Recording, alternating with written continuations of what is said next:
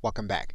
Now, another way to edit the elements of the page you are working on is to hover over each section of the page and then alter the content in those areas. So for example, if we hover over this area, you'll see that we have one specific element that we can work with. If we click inside of that area, what's going to happen is that we're going to be able to edit the content inside of that element. So for example, we can highlight this text and we can write in new text. If we want to change the nature of this element, we'll hover over it.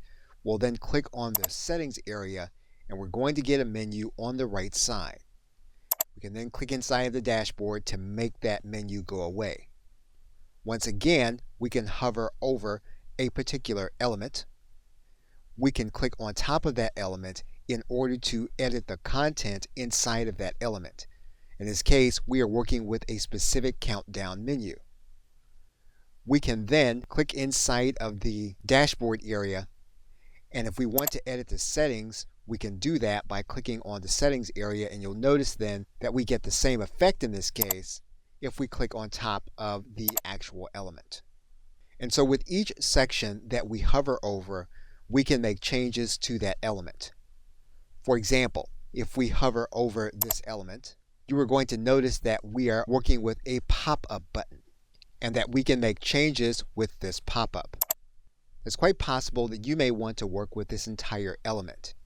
And so we'd hover outside of the bounds of the particular elements within the block, and we can change the settings of the entire block. You'll see then that we're now working with the entire opt-in area. So for example, if we wanted to change the background color, we could do that.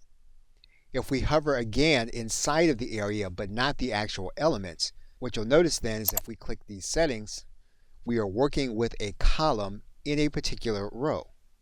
So you can make changes on any of the elements on a particular page by hovering over the elements, making changes to the element, hovering over the background, making changes to it, or in some cases even making changes to a particular row or column. Okay, so with that, thanks, and I will see you in another video.